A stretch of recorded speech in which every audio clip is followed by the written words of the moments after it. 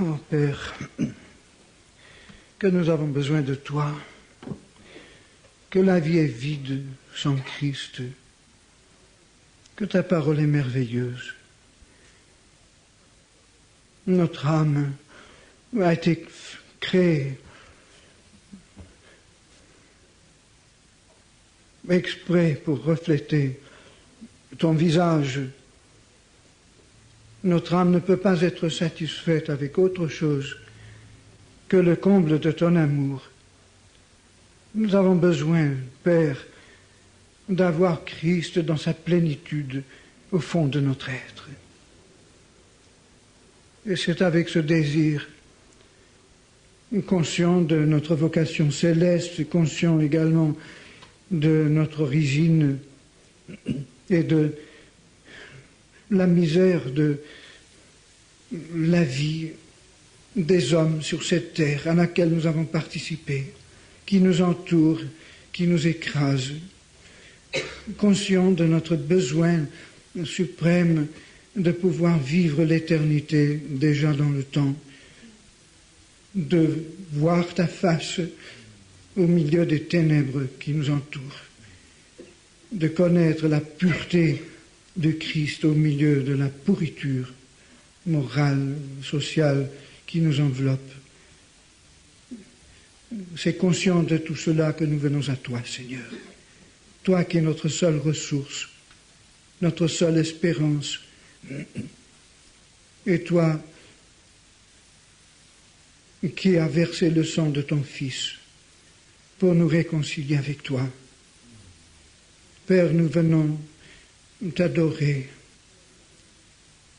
te demander de toucher notre cœur, de nous parler,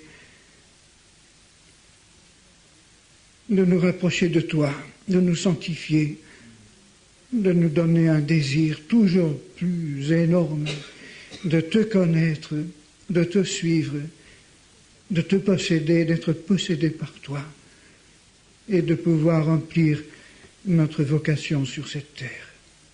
Seigneur, nous te demandons que tu gardes ma bouche et mes pensées pour que rien ne vienne se glisser dans l'étude de cet après-midi qui ne vienne pas de toi. Garde-nous de toute erreur, Seigneur, de toute futilité, de tout ce qui serait simplement charnel, de tout raisonnement humain, de tout ce qui serait simplement des traditions. Mais donne-nous de pouvoir vraiment sonder ta parole et de voir clair, de savoir quel est notre destin. Père, nous dépendons de toi maintenant, nous dépendons de ton esprit, nous comptons sur ta fidélité, sur ta promesse. Mais donne-nous ta parole, pour l'amour du Seigneur Jésus-Christ. Amen. Dans l'évangile de Matthieu, nous avons un aperçu remarquable de l'évolution spirituelle des choses au cours de ces 2000 ans passés, donné par un jeune homme de 33 ans qui n'avait pas fait d'école de théologie, qui était charpentier. Dans le chapitre 13 de Matthieu, nous avons 7 paraboles dont le Seigneur Jésus nous donne lui-même l'explication de 3. Je vais essayer de voir avec vous le sens de cet enseignement du Christ qui est primordial pour la compréhension de la doctrine biblique de l'Église. Mais pour comprendre le chapitre 13, nous devons tout de même nous référer au chapitre 12, puisque tout cela s'est passé le jour même où Jésus a prononcé ces paraboles. Si nous mettons ensemble les 4 évangiles, nous pouvons bâtir un tableau absolument extraordinaire de ce jour, ce seul jour dans la vie de Jésus, que j'appelle quelquefois le grand jour critique en Galilée, qui est arrivé après à peu près 2 ans de ministère de Jésus, où il y a eu un tournant complet dans son optique, dans son ministère, il a changé complètement d'enseignement à partir de ce jour. Dans le chapitre 13 et verset 1, nous lisons ce même jour. Jésus sortit de la maison et s'assit au bord de la mer. Et c'est là qu'il a commencé à parler en parabole. Avant ce jour-là, Jésus n'enseignait pas en parabole.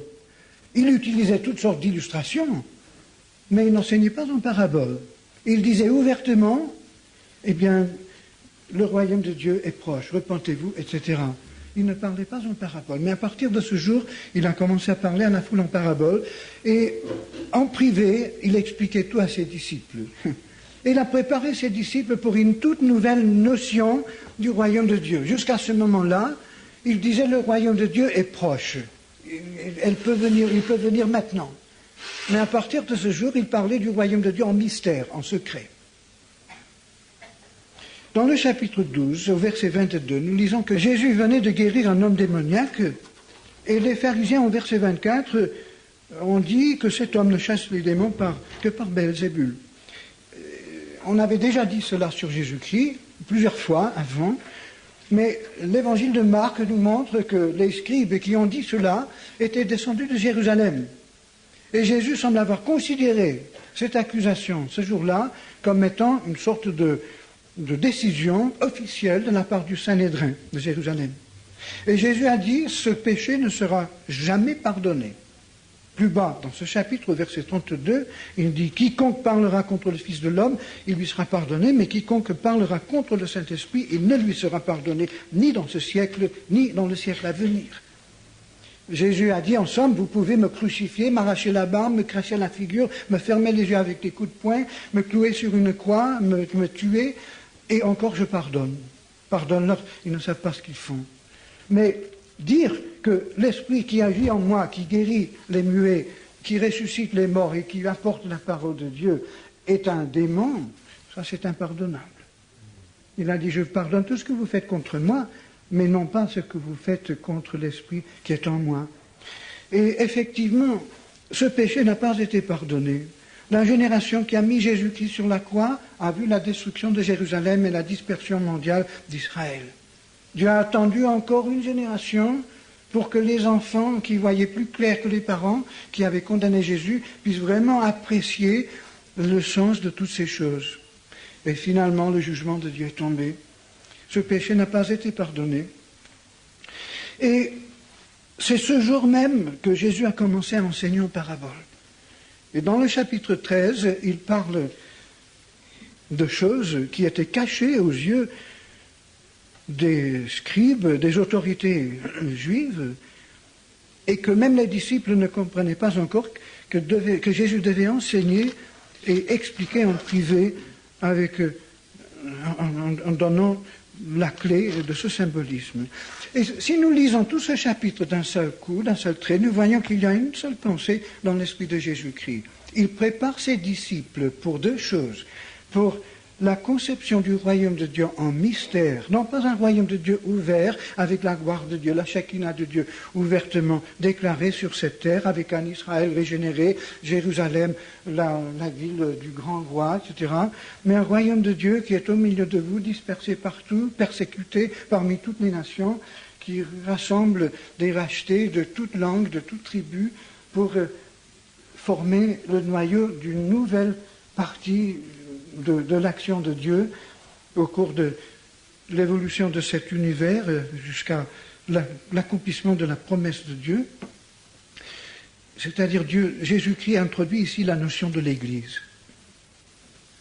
Et je ne vais pas analyser en détail toutes ces paraboles que vous connaissez probablement très très bien, même par cœur, certains d'entre vous, mais j'aimerais tracer la pensée de Jésus au travers de ce chapitre et voir comment l'histoire justifie les prédictions de Jésus-Christ et la manière dont Jésus a voulu éviter, il a voulu que ses apôtres voient clair et évitent des gaffes magistrales, des erreurs sataniques qui ont finalement déformé la notion de l'Église pour la tourner dans un autre sens, contraire à la volonté de Dieu.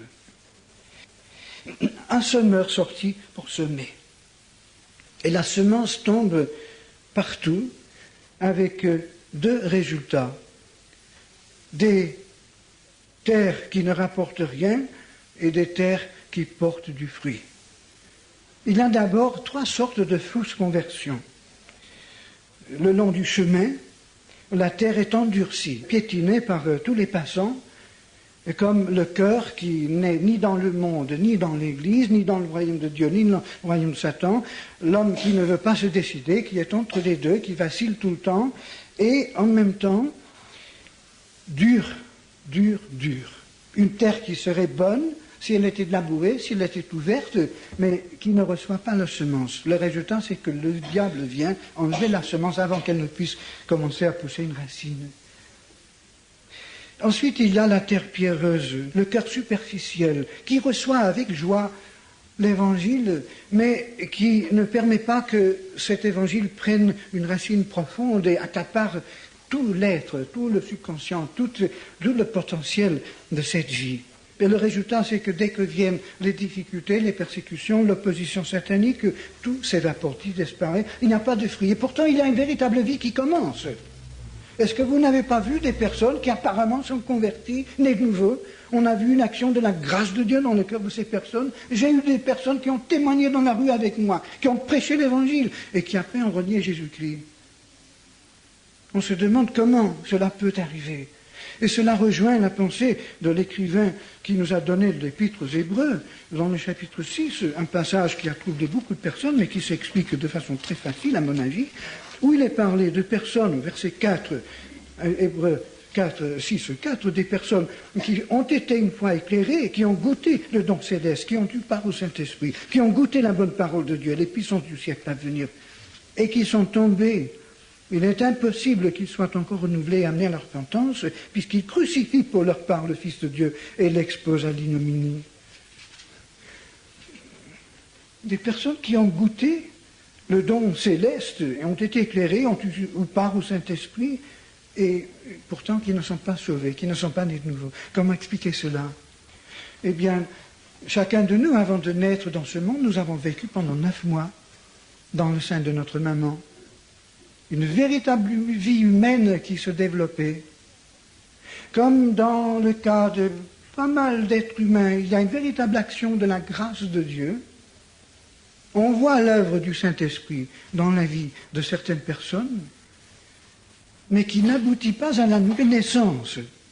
Et malheureusement, parfois, dans nos réunions d'évangélisation et dans nos moments de conseil spirituel et de cure d'âme, nous disons quelquefois à la personne, eh bien, tu es né de nouveau, mon Dieu, puisque tu crois, ben, tu es né de nouveau. Et la personne part en se croyant né de nouveau sans savoir même ce qu'est la nouvelle naissance.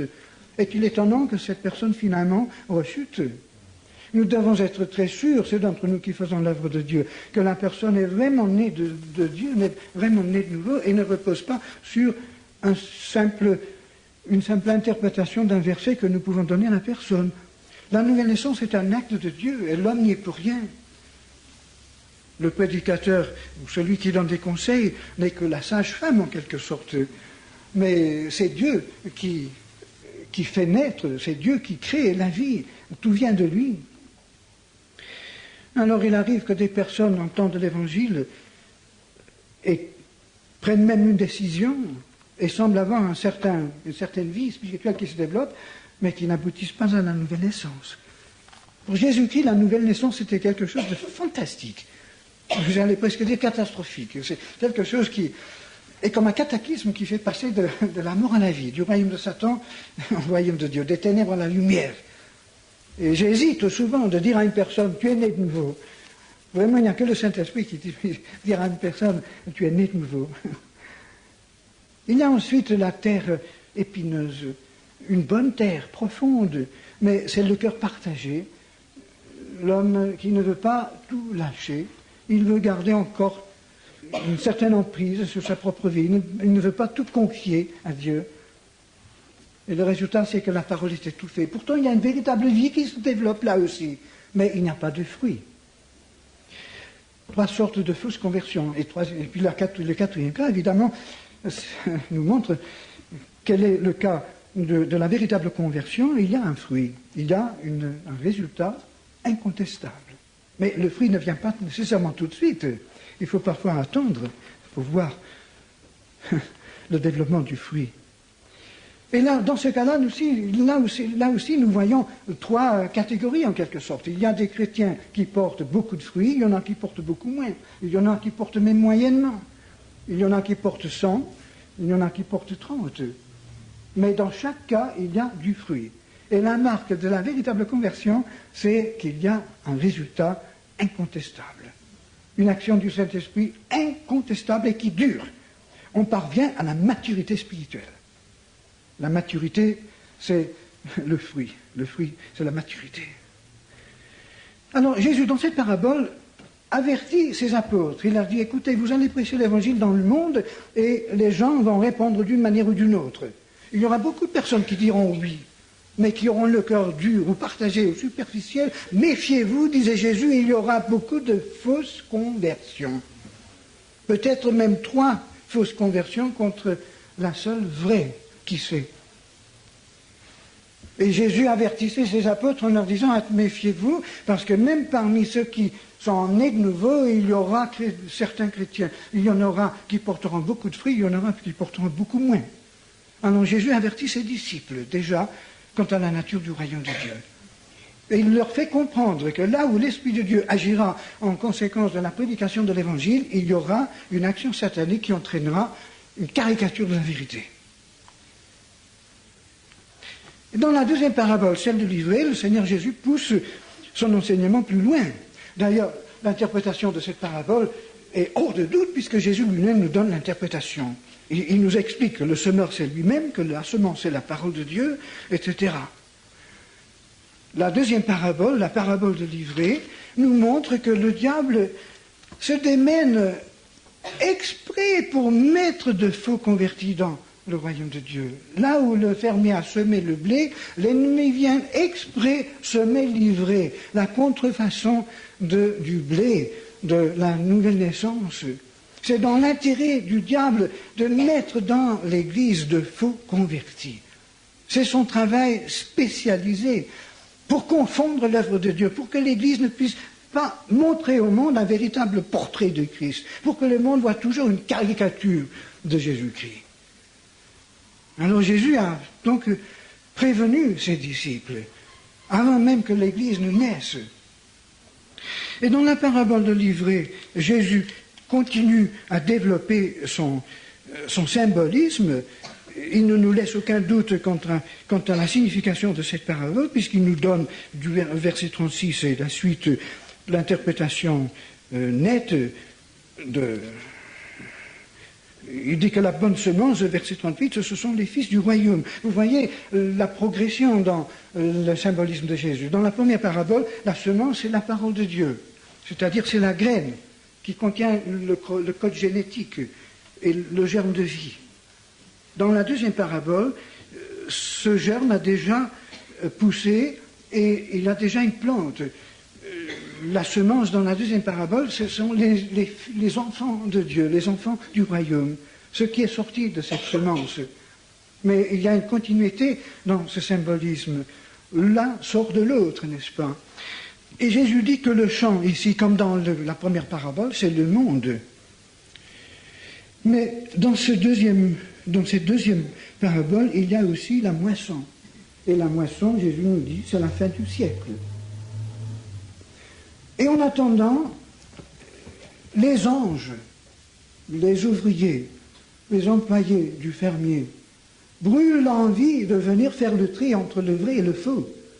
Les anges, en voyant le mélange qui existe dans le christianisme, sont troublés. Ils aimeraient venir vite faire le tri pour séparer les vrais des faux, les brebis des boucs, la lumière des ténèbres.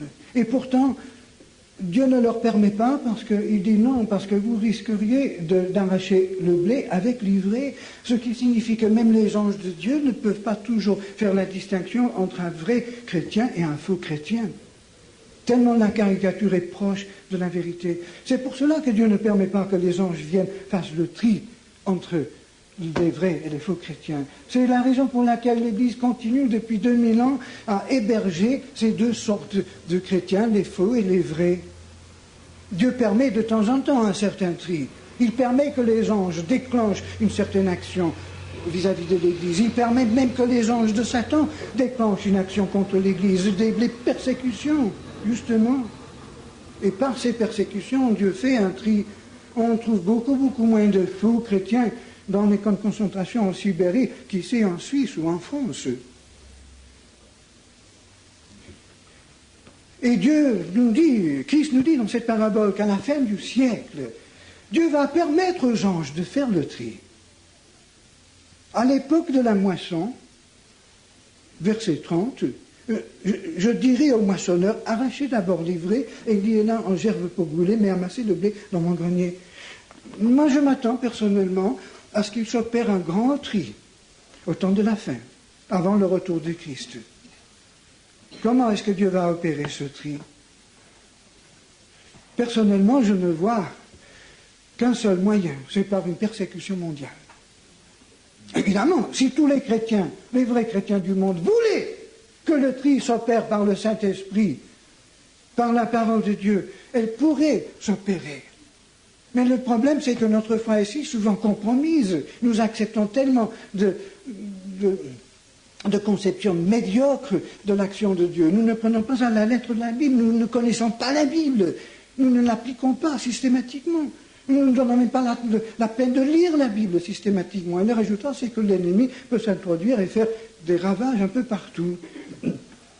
C'est pour cette raison que Dieu est obligé de châtier son peuple. C'est pour cela que l'Église a dû subir tant de persécutions au cours de son histoire. Non pas que ceux qui sont persécutés soient nécessairement plus fautifs que les autres.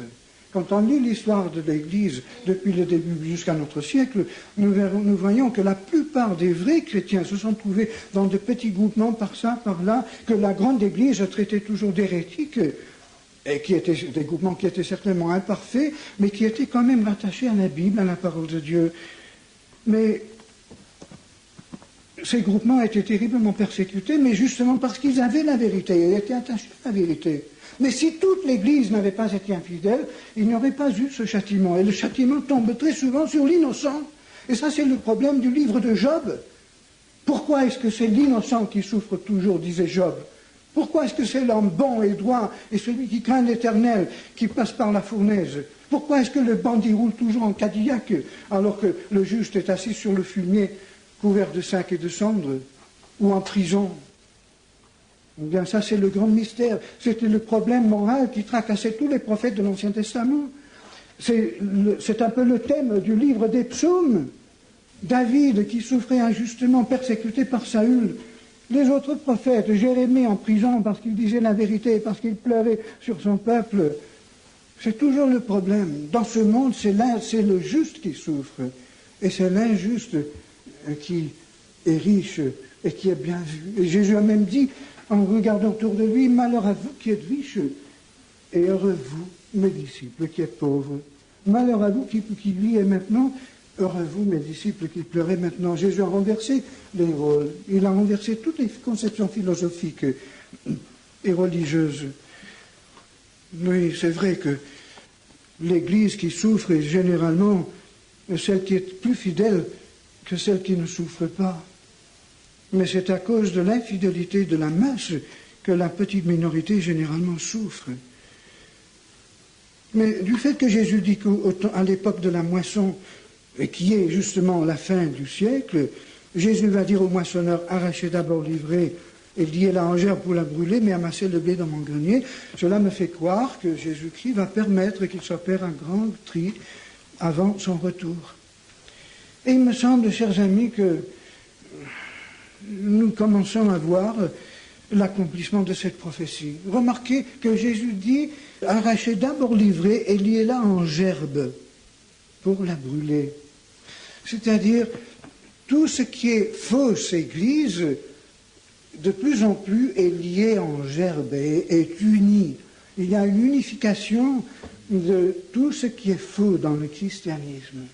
Et il me semble que cette vision atteint son comble dans l'Apocalypse chapitre 17, où l'apôtre Jean a une vue de quelque chose qui le laisse stupéfait.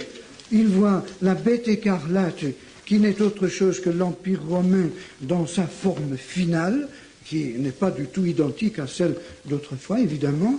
Et au moment où cette bête écarlate à 10 cornes, une fédération de 10 rois qui sont en tête de cette grande confédération, de ce grand système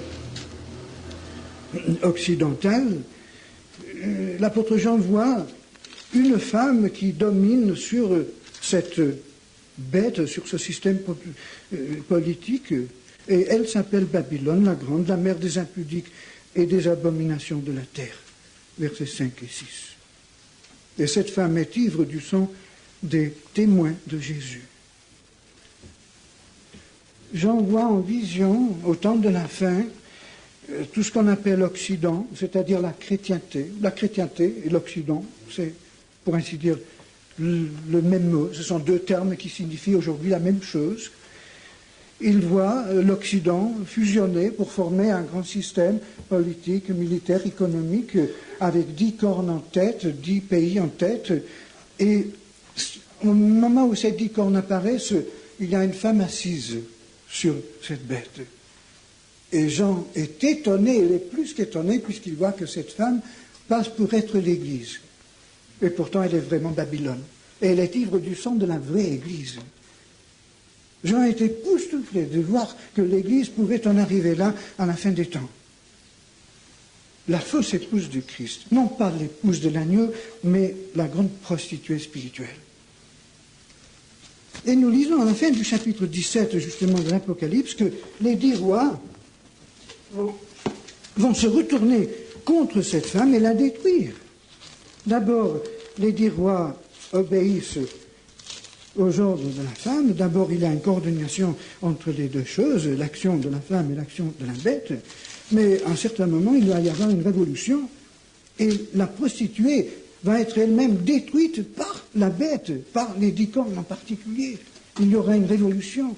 Il me semble qu'au temps de la fin, nous pouvons nous attendre à voir tout ce qu'on appelle l'Occident aujourd'hui, et qui n'existait pas il y a quelques années. On ne parlait pas d'Occident il y a 30 ans, 40 ans, mais qui existe maintenant et que notre génération voit de façon absolument claire. Et tout cela consolidé pour sauver sa peau, pour sauver son identité et son existence face à l'opposition des autres blocs qui ont surgi dans le monde aujourd'hui. Et en ce moment-là, il y a apparemment une sorte de réveil religieux qui permet que le christianisme reprenne le dessus, comme si dans toutes les églises de l'Occident, on prêchait « unissons-nous et faisons notre pacte avec l'État, entendons-nous avec notre système politique pour sauver notre civilisation chrétienne ». Et tous ceux qui ne veulent pas se joindre au système, ce sont des hérétiques, ce sont des dissidents, ce sont des ennemis, ils sont pour les autres et ils sont contre nous. Et je crois que là, chers amis, c'est le moment où en Occident, nous risquons d'être vraiment au pied du mur et avoir à choisir entre Jésus-Christ et César et entre Jésus-Christ et la prostituée. Et je me demande combien d'églises existantes, bien structurées, qui existent depuis des siècles, tomberont dans le piège.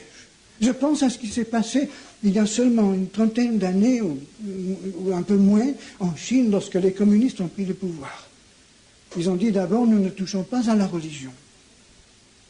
Mais au bout d'un an ou deux, une fois qu'ils étaient vraiment bien assis à la tête de ce grand pays chinois, ils ont établi un comité de 4 hommes chrétiens très connus, mais libéraux de tendance, et par le moyen de ce comité, a eu finalement une influence sur toutes les églises et toutes les missions en Chine. Le premier acte de ce comité, en suivant les ordres du gouvernement, c'était de créer une unification générale de toutes les églises et de toutes les missions. Le comité donnait des recommandations, Bible en main.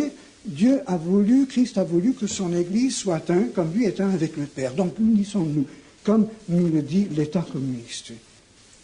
Et la majorité d'églises ont accepté de s'unir sur une base non biblique. C'était exactement ce que l'État communiste voulait, puisque de cette manière, la police pouvait repérer toutes les églises, tous les pasteurs, tous les anciens, tous les responsables, toutes les heures de réunion, tous les lieux de culte, etc. Tout était maintenant connu, centralisé dans l'informatique officielle. Ensuite, il a fallu, pas à pas, éliminer les prédicateurs trop fidèles, purger la littérature, enlever tous ceux qui avaient collaboré avec les missionnaires étrangers, etc., etc. Il a fallu finalement avoir dans toutes les églises des classes d'endoctrinement communiste une fois par semaine. Il a fallu qu'on mobilise tous les enfants et la jeunesse dans la jeunesse communiste nationale. Il a fallu éliminer tous les hommes qui prêchaient encore fidèlement la parole de Dieu et les faire remplacer par des hommes de paille. On les mettait en spectacle sur la place publique, on les accusait de vol, d'escroquerie, d'immoralité, de tout ce qu'on veut, et ils étaient éliminés et renvoyés à l'intérieur pour travailler à la terre, dans des camps, dans des communes. En 10 ans, les communistes ont pu avoir un pouvoir absolu sur toute la Chine. Et tout témoignage visible de Jésus-Christ a disparu. Je sais que Christ a continué à œuvrer clandestinement, mais à quel prix? Au prix de combien de souffrances et de persécutions? Je crois que si en Europe aujourd'hui, en Occident, une autorité venant de droite ou de gauche nous imposait une dictature semblable, les méthodes seraient les mêmes. Et je me demande à quel point nous, les chrétiens, nous verrions clair si on nous disait, par exemple, de nous unir par force à une grande organisation non biblique, mais dite chrétienne. Et là, nous avons à répondre devant Dieu face à la question œcuménique. Dans le vrai sens du mot, moi, je suis à 100% œcuménique. D'ailleurs, je me considère le frère de tout autre enfant de Dieu sur cette terre. Et si seulement nous pouvions passer outrepasser toutes nos barrières dénominationnelles, sectaires, je ne dis pas tout réduire à une formule uniforme. Non, Dieu ne veut pas faire disparaître toute la variété qui existe dans le corps de Christ. Dieu a créé la nature avec une variété infinie. Et Dieu veut que son Église soit remplie de variété. Seulement, il veut que malgré la variété, malgré la différence de personnalité, malgré la différence de tendance, nous soyons tous un comme Christ est un avec son Père.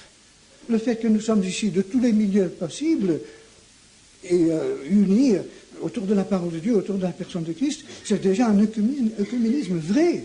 Mais si seulement dans tout le monde, les chrétiens pouvaient achever cet œcuménisme vrai, eh bien, nous n'aurions pas besoin de faire face à un œcuménisme faux. Mais je crois que c'est parce que les chrétiens ne s'aiment pas, ne sont pas unis, et restent sur leur position, sont jaloux les uns des autres, se méfient, et veulent mettre une circonférence, une barrière, chacun autour de sa petite paroisse, de son champ d'action, et empêcher les âmes de passer librement là où elles trouvent les vrais pâturages qui peuvent satisfaire à leurs aspirations spirituelles. Cet esprit sectaire nous met devant une réalité affolante, alors que l'Église n'arrive pas à atteindre une véritable unité spirituelle.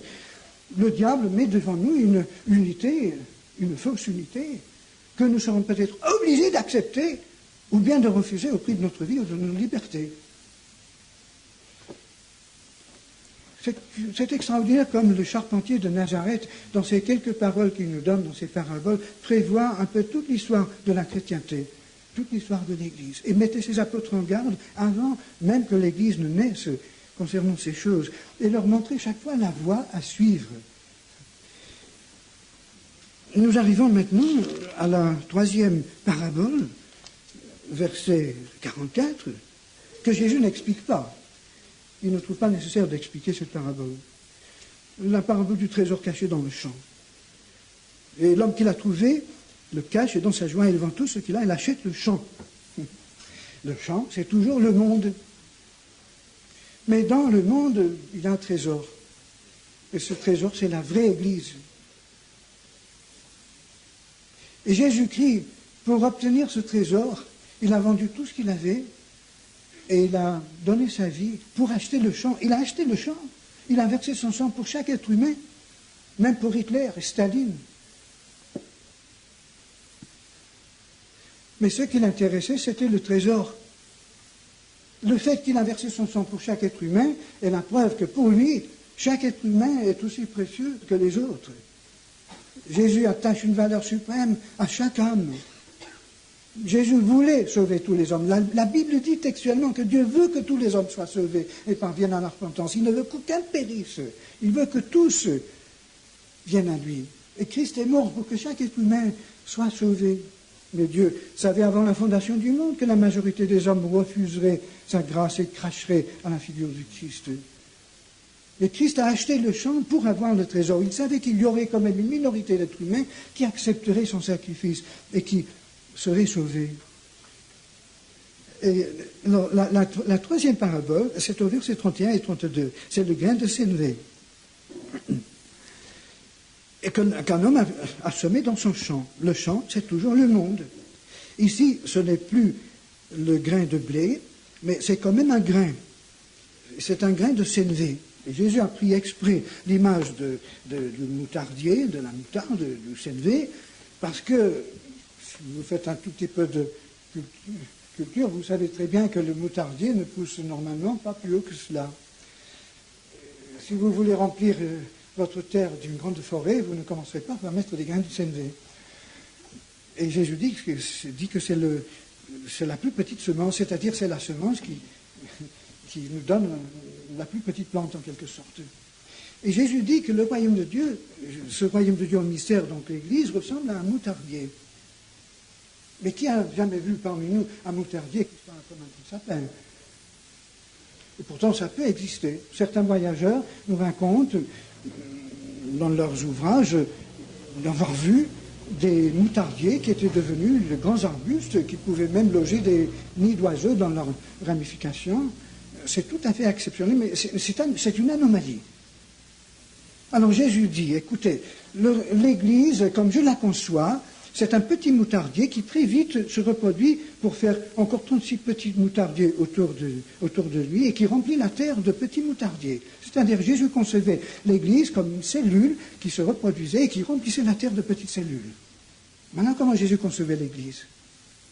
Mais quand il y a une certaine maladie qui s'introduit dans l'organisme du moutardier, il arrive, très très rarement, mais il arrive que cette petite plante, au lieu de canaliser toutes ses énergies dans la reproduction à l'infini de son être, canalise plutôt ses énergies dans la construction d'un grand système administratif, d'un grand arbre.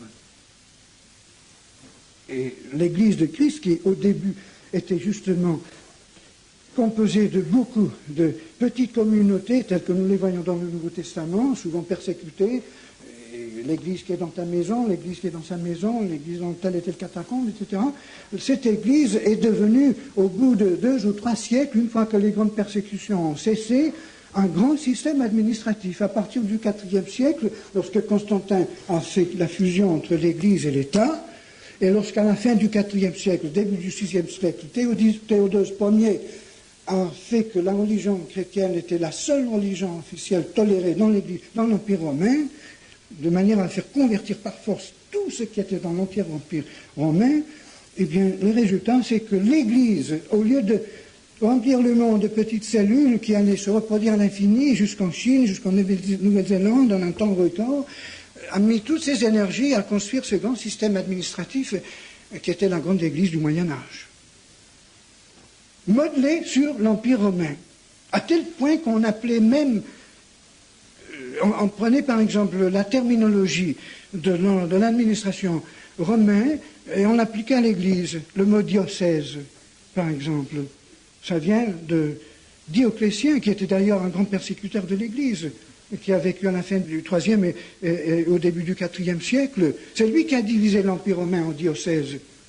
Et une centaine d'années, voilà que l'Église a commencé à diviser l'Empire en diocèses ecclésiastiques, avec des évêques et des archevêques et tout ce qu'on veut, n'est-ce pas? Mais tout cela était inconnu du temps des apôtres. Alors Jésus, dans cette parabole du moutardier, met ses disciples en garde, il a dit attention, l'action du Saint-Esprit sera tellement contrée par une action satanique qu'il y aura une déformation dans la conception de l'Église, dans l'évolution de l'Église. Méfiez-vous, tenez-vous sur vos gardes.